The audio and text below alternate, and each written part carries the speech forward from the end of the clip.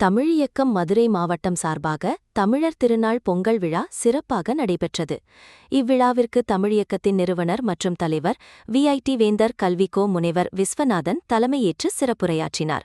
அவர் தனது உரையில் மதுரையின் பழமையை கூறி, மாணவர்கள் பிறமொழி கலப்பின்றி தமிழில் பேச வேண்டும் மற்றும் கல்வியை இடைநிறுத்தாமல் உயர்கல்வி பெற வேண்டும் என்று வலியுறுத்தினார். மதுரை மாவட்ட செயலாளர் பழனிசாமி வரவேற்புரையாற்றினார். ஒருங்கிணைப்பாளர் ஷேக் நபி விழாவை தொகுத்து வழங்கினார். பொருளாளர் மாரியப்பன் தொடக்க உரையாற்றினார்.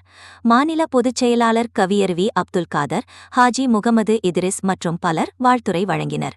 இறுதியில் கலை இலக்கிய போட்டிகளில் வெற்றி பெற்ற மாணவர்களுக்கு பரிசுகள் வழங்கப்பட்டன.